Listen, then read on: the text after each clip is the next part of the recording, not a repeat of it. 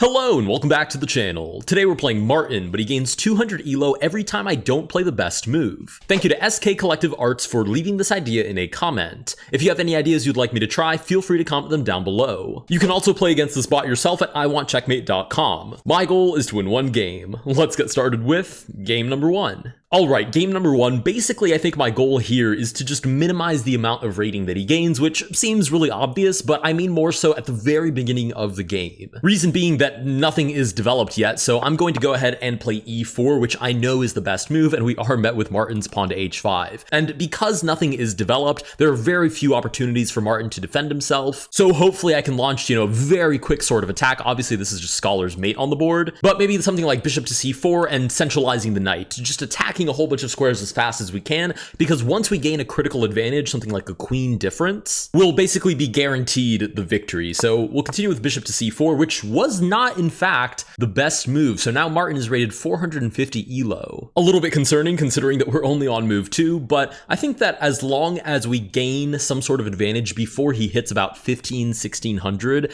at which point he will start to play just very concrete-esque chess. Even if it's not the best move, he won't make silly mistakes where I can gain enormous amounts of material. So as long as we sort of grab that critical advantage before he crosses that threshold of 1600, I think we should be okay. And after knight to f3, we are met with pawn to a6 by the 450 ELO rated Martin. So this was in fact the best move actually. Now I've just realized there actually is a small problem with centralizing the knight or even playing something like knight to g5, which is that I originally intended to take with my knight on f7, which means that I could grab a queen or I could grab a rook. And again, I'm one step closer towards that critical advantage. The problem is both of these moves actually threaten bishop takes, which is checkmate in one move. So if I were to play something like knight to e5 and we were met with, I don't know, something like pawn to e6, that kind of stifles my entire plan in one go. On the other hand, he could also defend against this specific threat of bishop takes f7 with something like pawn to d6, or presumably even something like pawn to e5, right? Because both of those moves create an escape square for the king, so technically bishop takes f7 wouldn't be made anymore. So I think I'm actually going to throw the knight on g5 and hope that he doesn't defend with something, I was going to say super concrete, like pawn to e6. Knight to h6 is kind of concrete, but I'm happier to see that on the board because now maybe I can just play queen to f3. And Martin is not programmed to stop checkmate in 2, which is what we would be threatening, right? Bishop takes, knight takes, queen takes, but he is programmed to stop checkmate in 1. However, that sequence is forcing, so I don't think he would actually be able to see this. Now, obviously, it's worth noting that he did actually gain another 200 ELO because knight g5 there was clearly not the best move. I'm assuming something like castling or pawn to d4 or something was way more concrete, but I do know that I'm playing against a very low ELO engine, so I'm incentivized to make these kinds of moves. So I think we continue with the natural queen to f3 here, threatening that, threatening that 2-move mate. And while Martin may not have seen that 2-move checkmate, that could have been game ending against Martin. A 650 ELO Martin, which frankly you wouldn't think would have a huge advantage over regular Martin, but clearly it does spot that idea. Now this is kind of critical because we're starting to enter that territory where if I can't do one of two things, A, get a huge advantage, or B, consistently find the best move in every single position, then this engine is going to be equal to me very quickly and then much stronger than me very quickly as well. So I have to find some kind of way to play hyper aggressively here. I think first things first, let's move the pawn to d4 with the sole purpose of defending the knight on g5 because it is currently under attack, and that actually is the best move on the board. So Martin does in fact stay at 650 ELO, which is I think a pretty good sign. Now my question is, how much free material do I actually think that I can scam out of a 650 ELO Martin? Because something like d5 here, just because it attacks a free piece, I feel like almost makes it worth a shot. The problem is there's the very easy knight to e5 rebuttal, hitting the queen, hitting the bishop, and if I have to waste a tempi to come over here and defend my bishop, and even worse, have to recapture it, that's probably not movement in the right direction. The problem is I don't see anything faster than that, right? If I spend time, I don't know, castling my king or slowly developing my pieces, the odds that I pick the perfect move order that the engine would prefer is very, very low. Meaning that by the time I'm fully developed and castled, this engine is going to be rated at least 1500, which again is a bot that I could normally beat. But the problem is I don't have, a whole middle game and a whole end game to take down a 1600 ELO bot, because by the time we make a couple more moves, it'll be rated 2000, and then it'll be Grandmaster level, and then it'll be stockfish level, and then it'll probably just be game over at that point. So let's throw d5 on the board. Nice. In the interest of just playing hyper aggressively, the bot does gain another 200 points of ELO for a nice solid rating of 850, but frankly, I think that was going to happen anyways. However, the enormous upside now is that I just have a free piece, which I will definitely capture, and was also definitely the best move. So not only is it still rated 850 ELO, we just have a clean piece advantage. Of course, we are currently under attack, so you'd imagine I just slide my bishop back, and that should be totally fine.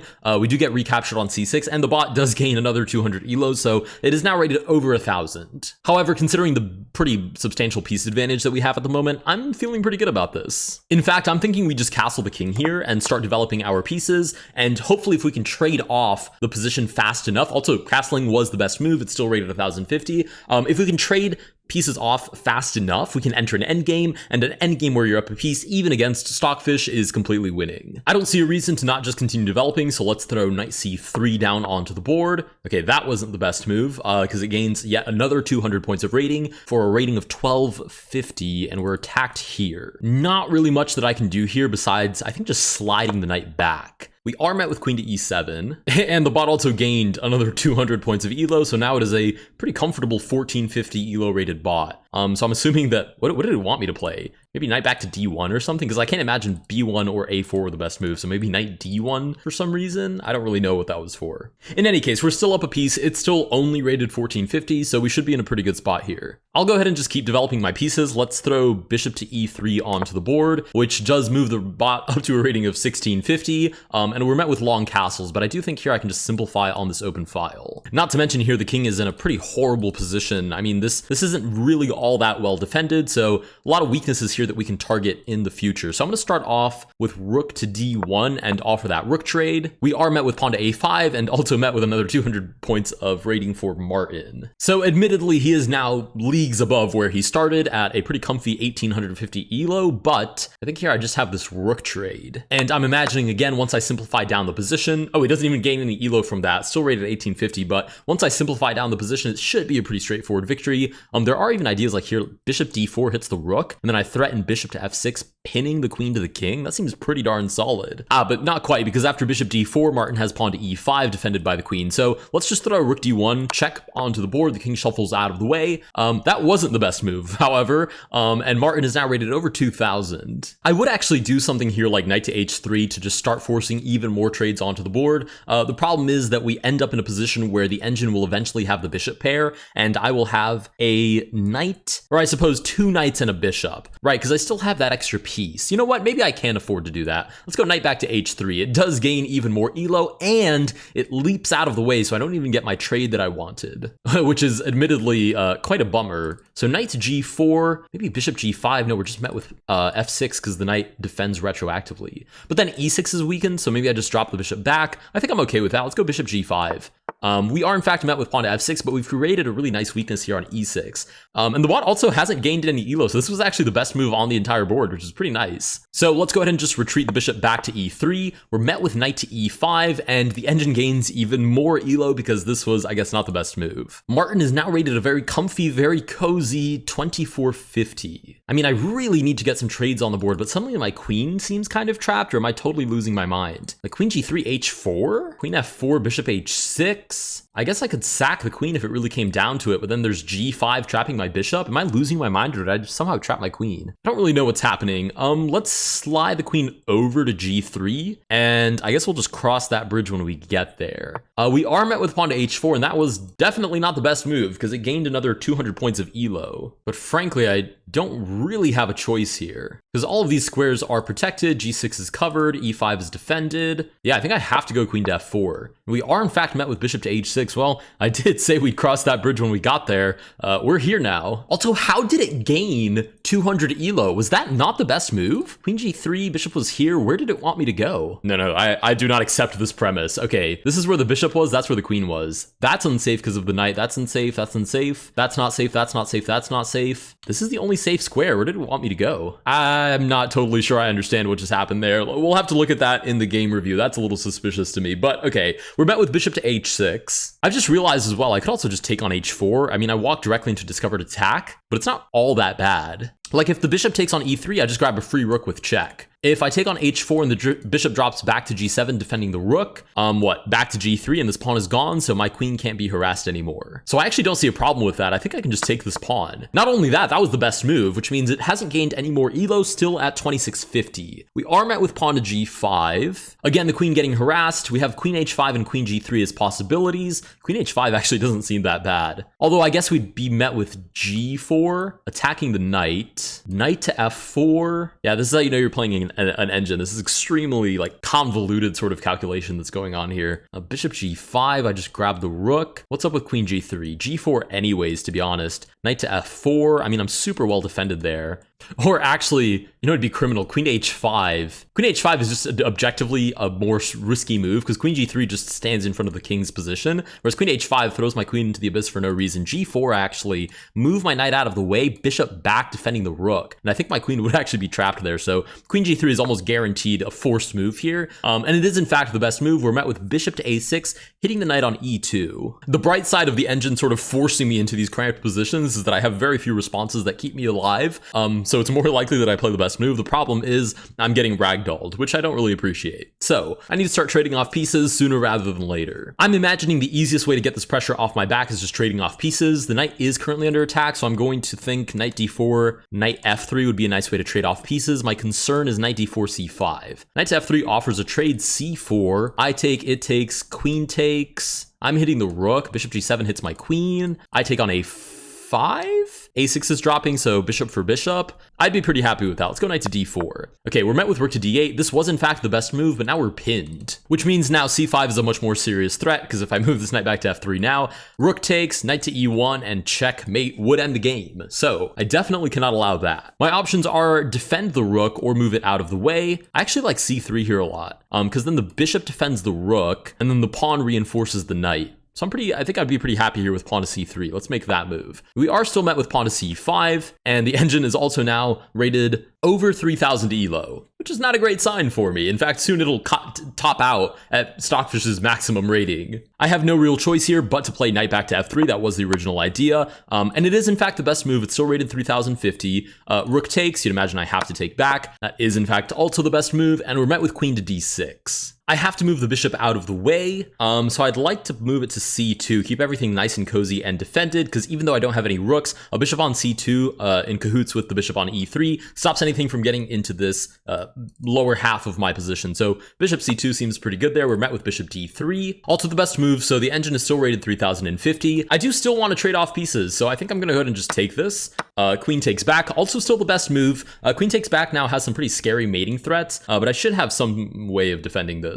Obviously, I can't continue with my plan like, I don't know, something like knight takes e5, because queen comes back to b1 or d1, and that is mate. However, what I can do is drop my knight back to d2, and then I have knight to f1 defending against any of those ideas. I am captured on c3, so I'm at least losing a pawn here, but I think I can just take back. And again, I do lose a pawn, but I stop, the game from ending with checkmate in one. The engine, however, was not a fan of knight to d2. It was a fan of me taking back, but not a fan of knight to d2, because it is rated now 3250. You'd imagine if I'm going to get some trades on the board, it better happen sooner rather than later. I'm thinking something like f4 might be necessary here. f4, and the sooner that we get something like bishop takes, or rather pawn takes, bishop takes, bishop takes, queen takes, the sooner we get something like that on the board, the better my odds of converting the position will be. So let's toss f4 onto the board. We are in fact captured.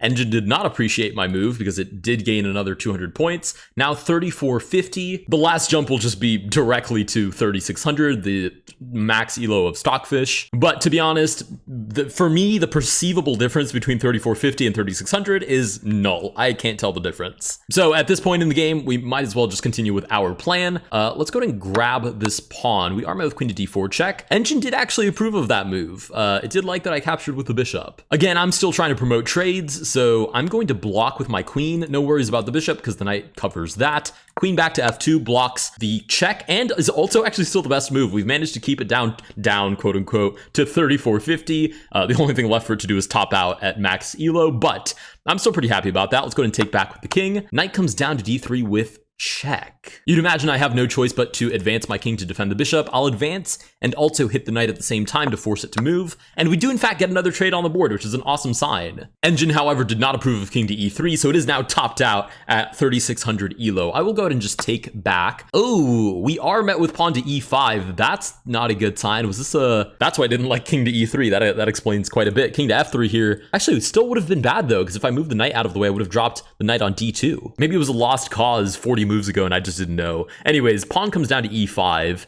It hits the knight. You'd imagine I have to defend this. We'll go ahead and take back. Can I win this against an engine? I'm not even going to try and guess that, and I'm just going to do my best here. Because I don't know if I still have advantage. Again, we'll look at analysis after, but I don't know if I actually still have any kind of advantage against it. Let's move the king this way. You'd imagine if I have an advantage, it's in pushing this pawn through. So let's get this king up, and let's move this knight out of the way so it's no longer pinned. Pawn comes down, but I always have something like knight to e1 and catch it at the last second. I even have knight d3 and dropping my knight on c1, but that's 2 more tempi that I really don't need to waste. So let's go pawn to e5. Pawn takes, we'll take back. Bishop comes down to e3. Let's bring the king down and try and force this promotion. Pawn comes down, so I have to play knight to e1. Bishop goes down to g1, hits of this pawn. I'm not sure that I can be bothered to protect you. Why can't I push? Bishop takes e7, king d7, king comes down. Bishop here loses me the pawn, I see. So I should keep this on the board. But if I play pawn to h4, there's bishop f2. Knight c2, bishop takes. Pawn advances, but it's always looked at by the bishop. Well, that's pretty unfortunate.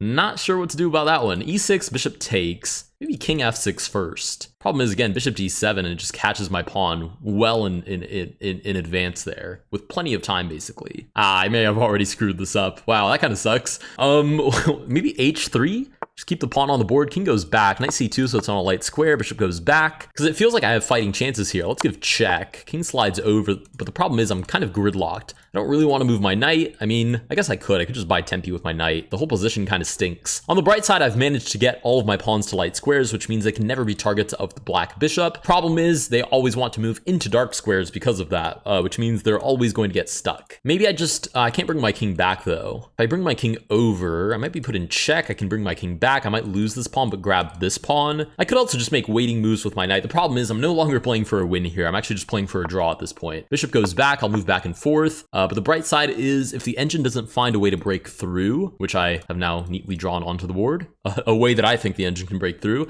then it is a draw. So I think it wants to come down with its king, remove my knight, and just use the bishop to guard both of these pawns. However, if I play something like knight to a1, king c5, king g6, king c4, king f7, we might both make it in time to have our own respective kings protect the pawn's promotion. So I'm going to play knight to a1. Pawn advances. I have to buy time here. Okay, we'll move back again. But what it did there was very nice. Instead of king c5 moving away from my pawn, it played king d5, forcing me to hang out there for one more tempo.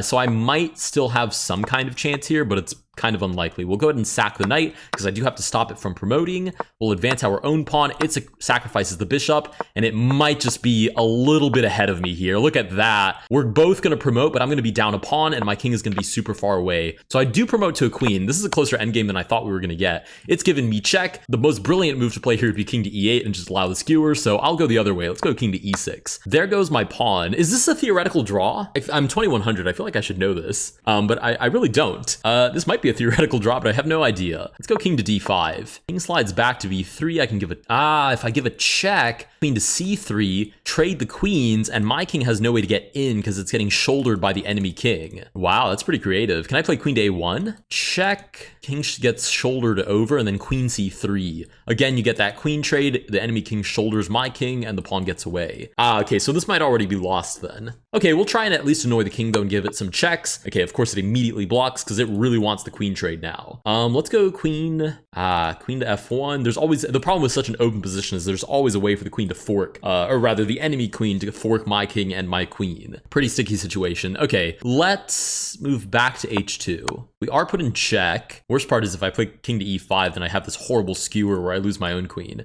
So king d6 is forced, but the pawn comes down to a3. Okay, So I can give check. King goes back to a4. This is like a free masterclass from Stockfish on how to destroy a 2100 that doesn't know how to hold even positions. Okay, what to do? Although not the endgame itself. The endgame itself I think was already lost, but at some point it must have been even because I was winning at some point. Okay, what to do? I think what I really have to do is lie down and succumb to my fate, but I can't. I have to try and at least stop the pawn. Oh, okay. Queen to b4 immediately punishes that. I can take. King comes down, and I have a funny feeling that it's not going to blunder the promotion with an under promotion. Stockfish does not mouse slip. And the rest of this game is basically history. It's going to checkmate me in the most brutal, efficient way possible. And with that, we do in fact lose to Martin, who just gains 200 ELO every time I don't play the best move. Real quick, before I inevitably forget to do it, let's go ahead and pop up the analysis. All right, the game review is in fact loading. I'm totally sure that I was winning at some point. I'm curious at what point I was losing though. There was also that one move where somehow, what was it? Queen to f4 or queen g3 or something wasn't the best move. That was shocking. I won't deny it. I mean, it'd be even funnier if there's like something crazy that I missed. Oh, we were even until the very end? I was gonna say it'd be even funnier if I missed something totally absurdly easy, like another safe space for my queen and I just didn't see it, but I don't think I did. Okay, so up until at least, I played with 76% accuracy. The engine played with 82% accuracy on average. I played like an 1850. Engine played like a 2800. I think at least until here I was winning. Okay, right here, the engine evaluates it as 3.9, or rather, basically +4 for white. This is completely winning for white. Knight to f3 was a blunder. King to f5 brings it home because the bishop has no way of defending this pawn, and the king can't get all the way over either. So bishop g7 would be forced, and then I'm the one plowing down the board with all of my pawns, whereas knight to f3 allowed pawn to c4, which immediately equalized the position. You can see the eval bar takes a swing back down to center field after knight to f3. Okay, so at what point did I like really completely mess it up? So this was even. This is a draw. I knew this was a draw. I had my suspicions that I'd seen this position at some point. How did I mess this up? King d5. It's just so precise. How do you even find that? Wow, so this is still drawn. King d5 is -3, whereas queen to e8 is somehow a draw. I mean, fascinating stuff, but also engine-y sort of play, I'd assume. Anyways, with that, we do in fact lose to Martin. Thank you again so much to SK Collective Arts for leaving their idea in the comments. If you guys have any ideas that you'd like me to try, feel free to comment them down below. Again, you can go to iwantcheckmate.com to play against this bot yourself. Obviously, I'm not allowed to use Martin because Martin is a brand asset of chess.com. So I'm instead using myself as a bot placeholder that will be rated 250 ELO and play quite badly as well on my own site. Thank you guys so much for watching, and I'll see you guys in the next one.